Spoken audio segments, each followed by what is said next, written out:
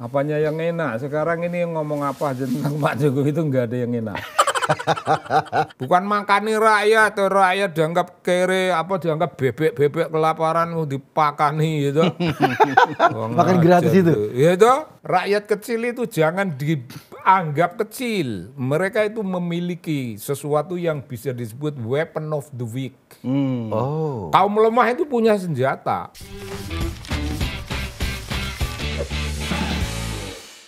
Kang, ini. Wah, aku dulu ya. Iya, iya. Kalau kemarin Pak Jokowi bilang mau kampanye atau boleh kampanye, Iya. itu gimana sih?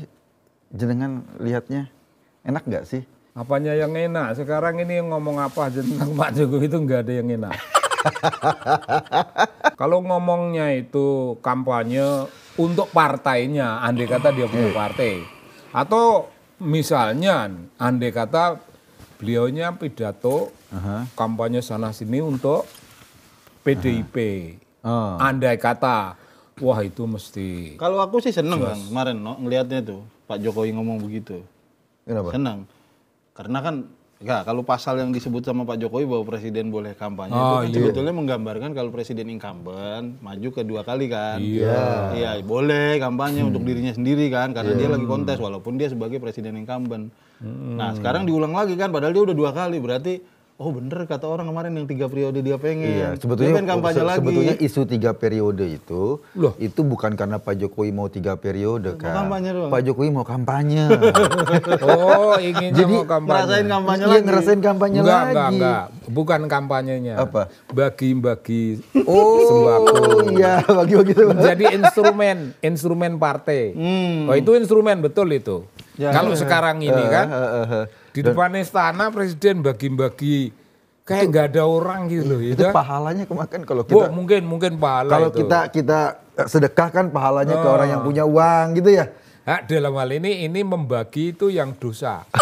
Itu yang dosa itu. Biasanya kalau program bansos itu kalau ibarat usaha Mas, padat modal, padat karya. Iya. Apa tuh? Iya, modal yang di ini gede kan triliunan buat bansos itu Dan melibatkan banyak orang. Sekarang padat modal doang, padat karya enggak karena yang dilibatkan makin sedikit. Oh, iya, Presiden iya. langsung turun. Ini padat politik. Bagi kita ngelihatnya gimana kan? Kita ngebacanya kadang-kadang saya ini pendukung Pak Jokowi loh. Jenengan pasti juga dukung Pak Jokowi kan? Ya, pendukung Nggak setia. mungkin lah, jenengan dukung Prabowo nggak mungkin. Pendukung setia, tapi yang didukung nggak setia. Ya. Jadi kita mau dukung apa? Ya udah, nggak mau didukung ya nggak dukung, toh ditaruh toh. Ngapain? Didukung emang apa? Itu kan Mbah Surip itu. Kenapa? Tak gendong Mas. Gendong kemana-mana. Lah itu Mbah Surip tuh. Ya kalau gue yang nggak mau lah menggendong kemana-mana itu. Ya itu dia gendong anaknya kemana-mana mau. Oh, itu gendong ya beneran. Wah, dia kan ke anaknya. Jadi ketika Pak Jokowi ngomongnya itu di Halim ya. Iya. Di depannya ada, di belakangnya tuh ada itu tuh. TNI ada apa kan seolah-olah statement itu disampaikan. Padahal kan ada undang-undang ya TNI nggak boleh gitu ya. Tapi ini malah minggir jurang lah. Agak-agak di pinggir jurang gitu. Biar Pak Jokowi itu senang diomongin orang kayaknya ya. Soalnya Nggak pakai malu-malu. kemarin terakhir itu kan, soalnya kemarin dia agak kecewa juga kan. Kenapa? Waktu sebelum debat ketiga, yang debat pertahanan itu Prabowo, kan dia kan ketemu sama Prabowo makan tuh berdua. Itu kan sebetulnya nggak etis kan, di tengah kompetisi kayak begini. Jabatan dia tengah diperebutkan, dia makan sama salah satu calon, nggak etis betul. Harusnya kan ribut tuh orang, nggak ada yang ribut tuh. Oh, bodo amat. Iya, udah nggak peduli, udah tahu. Sudah, oke. Jadi apa yang dilakukan Pak Jokowi dengan Pak Prabowo, orang udah mulai bodo amat. Biasanya dulu kan, wah Pak Jokowi ini kita menafsirkan A, B, C, D, E. Iya. Dulu kan gitu, kan berhari-hari itu debatnya. Kemarin bodo amat. Udah tahu. Gitu. Ya Pak Jokowi sekarang kayak misalnya Mas Ganjar ke Jogja, Pak Jokowi ke Jogja, Mas Ganjar ke Toraja. Iya, Toraja. Gibran ke sana. Jadi kegiatan Pak Jokowi ini selalu mengikuti kegiatannya Mas Ganjar. Ini menarik loh. Mas Ganjar kampanye mau ikut-ikutan kampanye. Iya, tapi itu kan nggak ada dampaknya apapun. Nggak ada dampak. Oh ya? Ada lah. Enggak lah. Ada, kita punya bahan humor. Oh, untuk kita ya. Tapi humor udah nggak lucu ini masalahnya. Tapi keren Kang ya. Mas Ganjar itu dilawan 4 orang gitu loh. Siapa? Mas Ganjar dihajar, maksudnya itu sampai ditangkal oleh 4 orang. Ada Pak Jokowi, Iya. ada Gibran, Iya. ada Bu Iriana, Iya. ada Prabowo. 4 orang loh untuk mengendalikan Mas Ganjar. Baru Mas Ganjar doang. Lo Kaisang juga lah. Dahsyat. Oh iya Kaisang. belum Kaisang. Belum Kaisang. Lalu si Bobby Iya. Fischer. Iya, Bobby. Bobby Fischer. Tapi dia kan nggak bisa kemana-mana, cuma di ini aja, Di Medan aja. kotanya aja. Oh, iya, tapi ngelawan lah. Iya, tapi maksudku keren juga. Dia harus diakui Mas Ganjar ternyata sama 1 orang nggak bisa gitu loh. Oh, iya. Handle sama 1 orang itu nggak bisa, cukup ternyata. nggak bisa. Keren. Sangat keren. Tapi di rumahku tuh Aha. Presiden Jokowi sudah bukan presiden Di rumah. di rumahku. Setidaknya. Dari aku sampai ke cucu-cucu. Oh iya. Anak cucu sudah ada nggak ada presiden. Oh sekarang di rumah? Ya bahwa de jure Iya. masih presiden, tapi Tentu saja. bagi kami de facto udah. Jadi di rumah jenengan Presiden Jokowi sudah dimakjulkan. Cara memakjulkannya gampang. Copot foto doang. Dan ada yang membuat kami berpikir betul. Buku Pak Jokowi itu ada yang aku taruh di kursi Iya. dan mapan. Buku tentang Pak Jokowi. Buku tebal itu apalah itu. Aku sampai nggak baca, jatuh ke bawah. Anakku yang kecil bilang, waduh bukunya. Jangan jadi diangkat lagi, barang udah jatuh. Jangan. Iya. Dia memilih jatuh. Jadi nggak ada yang jatuhin, memang jatuh. Oh, wah itu betul-betul itu alam itu. Alam kalau kita percaya kepada tahayul. Iya. Pertanda. Itu alam goib. Ah. Tanda alam goib. Nah, ya namanya goib Tapi- ya nggak bisa kita. Kang, saya boleh request nggak Kang? Tadi kan katanya udah menurunin fotonya Pak Jokowi di rumah. Iya. Dan buku itu jatuh Ya, sendiri. Tapi saya request ya. Oh. Mohon tetap jangan diturunkan dan tetap dirawat fotonya Pak Wapres, Kiai Haji Ma'ruf Amin. Enggak, di tempatku nggak ada. Oh, itu harus, karena itu yang sekarang jadi contoh. Dulu foto Presiden Jokowi itu sendiri. Ya. Nggak ada wakil. Ya. Iya. Karena dulu aku nggak nganggep memang dia nggak punya wakil. Ya. Iya. Sendirilah. Tapi lama-lama aku tak pikir, wah kok terlalu kosong itu. Sebelah kanannya cucuku yang nomor 1, sebelah kirinya cucuku yang nomor 2. Sekarang begitu Pak Jokowi melotrok, tak ganti cucu yang ketiga. Cucuku semua itu. Sekarang sudah Udah ada di situ. dimakjulkan diganti cucunya Udah jenengan. maju. Udah cucu-cucuku semua itu. Nah ini Bung, family political education. Oh, Iyalah. pendidikan politik di rumah. Oh iya, ya kalau semua keluarga se-Indonesia ini begitu, Iya. rakyat nggak akan dibohong-bohongin Oh. dan rakyat nggak perlu buang-buang waktu untuk memilih calon yang senengannya melet-melet. Iya toh? Iya. Melet-melet medeni banget si tok kuwi. Nah, tapi itulah yang dipilih presiden kita. Ya tapi kan dulu ya pada 2014-2019 kita kan nggak ada pilihan, Kang. Pilihannya Pak Jokowi sama Pak Prabowo. Wah, dulu ya ada, yuk keren pilihan itu Iya, dulu. pilihan keren banget. Dulu keren sekali. Alternatif dia keluarga jenderal, bukan. Iya. Keluarga orang kaya, bukan. Keluarga pejabat, bukan. Keluarga pebisnis, ya bisnis kayu. Iya. Ya sudah cukup lah. Jadi bisa dibilang jenengan-jenengan ini konsisten lah. Dulu 2014, 2019 milih presiden yang latar belakangnya bukan keluarga elit. Iyalah. Nah sekarang, pemilu sekarang juga melakukan hal yang sama. Memilih Oh, presiden yang tidak elit lagi yang tidak elit juga, Mas Ganjar. Bukan anaknya presiden yang kita pilih. Betul. Iya. Dan insya Allah itulah yang menang. Karena itulah dia yang di hati rakyat, gitu. Insya Allah. Iya. Amin. Elit-elit tapi nggak ada di hati rakyat, melet-melet. Apa urusannya? Ya aku juga mikir ya, apa gunanya orang-orang itu sekolah dan belajar agama. Sekolah kecerdasan politik, agama kecerdasan moral. Ya. Moral dan politik bergabung menjadi satu, masih tidak bisa membuat golongan masyarakat itu memilih taken for granted orang yang jujur, taken for granted orang yang berbicara tentang apa namanya mandat konstitusi, memakmurkan rakyat, memberi rakyat kemungkinan menjadi jauh lebih baik. Bukan makani rakyat dianggap kere, dianggap bebek kelaparan dipakani gitu. Makan gratis itu. Iya itu. Iya. Menghina itu. Iya. Tapi yang sekarang yang menarik ya, ketika ada program diluncurkan sama Mas Ganjar, katakanlah mereka ngeluncurin makan gratis. Tiba-tiba, bukan tiba-tiba sih, sebetulnya sudah ada dalam rancangan kan, 21 program. Ini sama kayak gini-gini nih. Ini kan program-programnya Mas Ganjar nih. Iya. 21 program, salah satunya adalah internet gratis. Ini Prabowo Gibran yang selama ini tidak punya program itu, ngeluncurin internet gratis, kan lucu. Karena ya harus diakui ya, setelah dibanding-bandingkan dengan makan. Enggak, iya tim lain kan ada tabrak prop. Ya. Ada gelar tikar Ganjar. Ya. Ada desak Anies kan. Ya. Iya, di situ langsung orang yang paling gedek sekalipun bisa datang ke situ terus nanya langsung. Unek-uneknya dikeluarin ke Anies atau ke Ganjar, ke Prof Mahfud gitu lah ya. Ini kok nggak dibandingin sama satu program makan siang gratis, kok jomplang gitu ya, jauh banget gitu ya. Akhirnya makanya mereka kopas.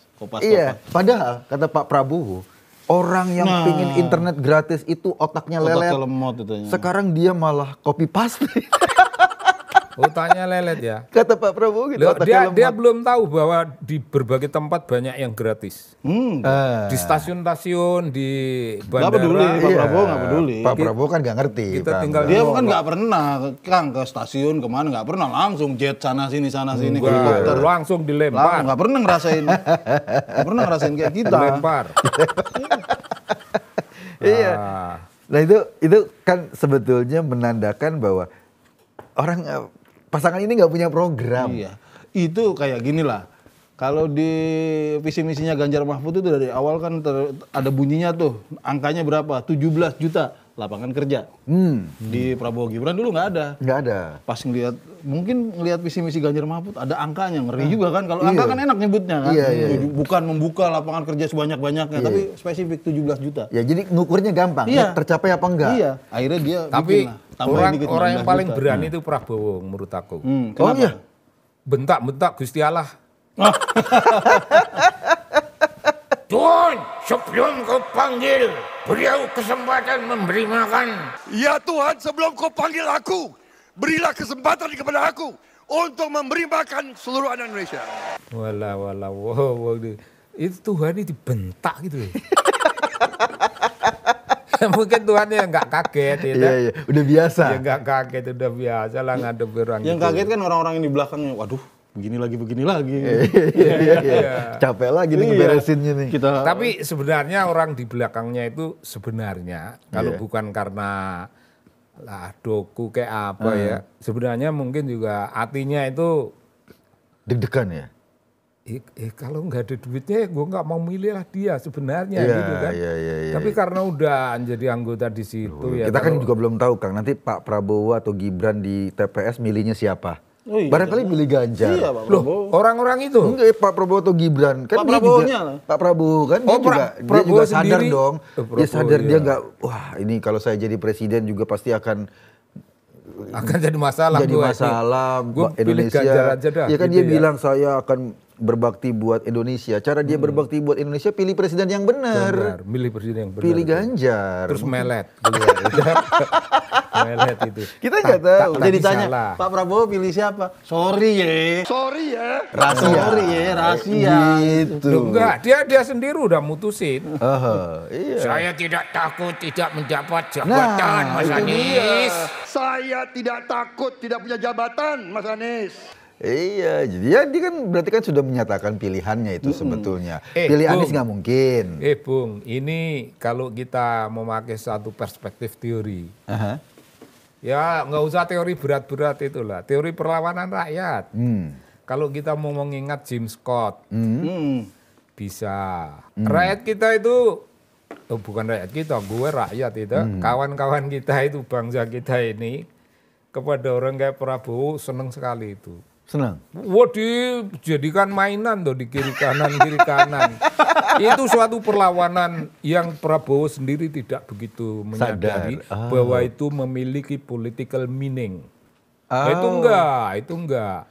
Dan rakyat, kalau orang Kak Scott itu bilang, rakyat kecil itu jangan dianggap kecil. Mereka itu memiliki sesuatu yang bisa disebut weapon of the weak. Kaum lemah itu punya senjata. Senjatanya apa? Menertawakan, ngerasani, ngejek-ngejek. Nah ini saya baru paham, Kang. Kenapa? Kalau orang joget-joget itu kan biasanya nular, Mas. Iya. Wah itu nggak nular itu. Enggak, maksudku gini ya, kalau kita dengar musik dangdut nih, tiba-tiba gua joget kan, lu ngikut, asik juga deh, joget juga kan. Kalau Pak Prabowo joget, kalau kita lihat di mana-mana, tim suksesnya tepuk tangan doang. Jadi ngeliatin Pak Prabowo joget sendirian. Iya. Itu cara itu dia tadi berarti nyindir ternyata. Ini weapon of the weak.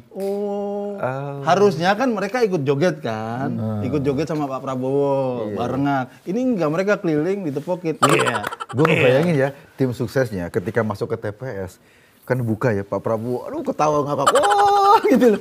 Masa gue pilih presiden yang kemarin gue tepuk-tepuk gitu. Loh, kalau sekarang model perlawanan itu dalam penjelasannya Scott, dia mengutip pepatah Ethiopia. Pepatah itu mengatakan kalau tuan besar lewat, maka petani yang bijak membungkuk, tapi ngentut. Ini terjadi untuk Pak Jokowi sekarang. Loh, di Solo 3, Pak Jokowi, aku milih Ganjar loh ya. Lah kok membungkuk wih. Tetap dengan hormat ya. Ya tetap hormatnya kelasnya Solo Jogja dan sekitarnya kan itu. Ya basa-basinya kan tinggi orang sono itu. Antara ngejek dan memuji itu kan enggak begitu jelas. Pak Jokowi, halo, aku milih Ganjar loh ya. Itu sakit Bung, ini ketusuk itu Bung. Sama dengan ada satu golongan orang membungkuk Jokowi lewat tapi yang ngentut. Wah, itu Ethiopia itu keren sekali. Nah, kalau orang antropologi, nah ini nih, the politics and the poetic of peasant resistance. Jadi petani-petani itu kan golongan lemah. Zaman SBY, petani tembakau kan dihancur-hancurin. Nah, aku juga nulis yang begitu itu. The politics of the poet, politics and the poetic of peasant resistance. Peasant resistance itu ya golongan the weak. Mereka punya senjata. Kalau petani tembakau perlawanannya apa? Ngerokok mate, gak ngerokok mate, usah ngerokok kayak sampai mate. Waduh aja. Iya toh? Iya. Kalau aku ngerokok itu anakku yang ribet di rumah itu kan. Ngerokok gini. Terus istriku dilapori sama anak-anakku, ada 2 tuh anak itu. Bapak kita ngerokok Bu. Gitu. Nah istriku aku kasih penjelasan. Ini model satu-satunya perlawanan politik yang bisa aku lakukan. Ngerokok itu perlawanan politik. Karena jenengan bela petani tembakau. Iya. Dan perlawanan politiknya petani tembakau Temanggung itu diperlihatkan pada suatu hari mereka itu kumpul di lapangan bola Maron, Sidorejo, deketan sama Gunung Sumbing. 10.000 petani ngerokok bersama-sama. Wah, keren sekali Bung itu Bung. Itu yang membuat aku pada umurku 65 belajar ngerokok. Oh, jenengan tadi nggak ngerokok? Iya, enggak. Karena aku ngelihat itu kan ngerokok itu model perlawanan terhadap bandit-bandit di Jakarta. Terus ada yang lagi, Bung. Melawan itu ziarah kubur. Oh ya? Loh, apa urusannya? Ini makamnya orang yang menemukan bibit tembakau. Nah, terus apa urusannya? Ya karena aku ngomong sama pemimpin yang hidup. Iya. Nggak bisa? Mereka mati. Mendingan ngomong sama mereka yang mati, nanti malah dapat jawaban. Keren toh tuh. Jadi ada logiknya itu. Sekarang ini perlawanan kayak gitu terjadi untuk Pak Jokowi, jangan kira-kira. Wah, ini antropolog itu yang suka berbicara begitu. Dan itu keren betul itu. Agak sedikit miris ya katakanlah di akhir. Miris sekali. Masa jabatannya kan. Miris. Harusnya kan kita bisa menyambut. Saya tadi membayangkan ya Kang, ketika nanti di 2024 Oktober ya, ketika Pak Jokowi kemudian menyerahkan tampuk kepemimpinannya pada presiden terpilih yang baru, kita semua itu datang ke istana dan menyatakan terima kasih kepada Pak Jokowi. Kemudian dengan sedikit perasaan sedih, Mas Gul, kita pernah punya pemimpin yang luar biasa. Iya. Sekarang kita pengen cepet-cepet Oktober. Kalau dulu Presiden Soeharto masih mending, jenderal dan punya tentara-tentara yang melindungi. Lah Jokowi sih melindungi siapa? Nah itu dia. Tuh, makanya, Siapa? Makanya anaknya harus menang. Iya, kalau Anak nggak bisa ngelindungi, menang pun dia akan jadi problem. Iya. Karena kita akan ngelawan terus. Yang ngelawan orang yang menang tapi nggak becus. Nggak perlu dilawan, bahkan sama Prabowo aja itu udah perkara sendiri. Iya, biar mereka rebut-rebutan. berantem sendiri, tapi kita bantulah supaya kelar. Dengan cepat. Wah, jadi ya, Anda nggak begitu memperhatikan. Julhas itu kayak Harmoko zaman dulu lah. Iya. Julhas itu. Iya. Karakternya ya. Menurut petunjuk Bapak Presiden. Iya, yang muncul kayak gitu. Anyo begini loh. Ngomongan dia gitu. Begini loh Bapak. Ini saking senangnya kepada Prabowo. Ini kalau orang jamaah sholat sudah walat dolin. Gak ada yang bilang Amin. itu barang kotor itu tidak murni, itu tiruan. Bikin lelucon aja niru gimana Julhas ini. Kan? Ini kurang pergaulan tuh bocah. Ya gue bilang bocah kan pasti lebih muda dari gue. Kurang pergaulan. Itu kan omongannya Pak Harto ketika ngomongin Amin Rais. Oke. Jadi dia nggak pernah kalau ngomong Amin Rais gitu. Pak Menteri Sesnek Jokowi. Rais, coba gue, Rais. Ya udah ada gosip. Pak Harto Jumatan itu. Ya setidaknya mungkin sekali dua kali. Sebenarnya ini nggak bisa diomongin. Karena kita ngomong begini karena kepentingan politik. Bukan kepentingan rohani. Rohani melulu mau nyemplung kemana urusan lu sendiri. Nah ini dulu itu ya begitu. Imam. Di Masjid Istiqlal, bisa pula di masjid yang di Istana itu. Wolop dolin. Yo. Harto yo gitu. Iya bener, Bung. Yo ngapa muni amin ngono. Bener kira Amin Rais. Pokoknya dia enggak pernah menyebut amin. Iya. Rais. Coba gue Rais itu kawannya Mensesnek gitu. Kalau ke Gus Dur tidak pernah juga tidak nyebut Gus Dur, cuman siapa itu kawannya Mensesnek itu loh. Lah Pak Mensesnek kan lapor ini Bapak Presiden, sebagaimana Bapak Presiden sudah izinkan untuk saya selalu terus terang. Saya katakan ini ada bank yang sekian-kian, di antara sekian itu ada putranya Pak Presiden. Pak Presiden kan bilang, iya, si Bambang bekah bekuh mergo banknya dilikuidasi toh. Iya. Lah terus Pak Mur bilang, wah ya saya tuh enggak begitu memperhatikan bahwa itu ada nama Bambang. Lah kan Bapak sudah bisa. Iya, saya tadinya diam saja. Kan Pak Mur itu lapor ke Pak Harmoko, ada sekian bank itu dilikuidasi. Iya, kamu lapor, tapi aku kan nggak memperhatikan kalau itu ada Bambang. Lah ya Bapak yang bapaknya aja nggak memperhatikan, apalagi saya. Kayak gitu loh, Bung. Disebutlah sumber dari Dari humor itu. humornya itu siapa? Jangan kayak Julhas menyembunyikan. Hanya perkara gitu aja disembunyikan, apalagi duit. Kalau ilmuwan kan biasa bongnya sumber itu mesti jelas. Iya. Ya kalau cuman data, ya data itu kan sering tidak punya makna apa-apa toh. Menaikkan angka sekian. Wow, ini yang memilih Prabowo sekian itu menurut Julhas. Banyak jumlahnya. Tapi habis pemilu Julhas nanti itu mau kemana yo kono yo ngakangian itu. Kita kemana kita ini? Seru banget ya kita ngobrolin. Kita minggu depan kita harus ngobrol lagi nih Kang.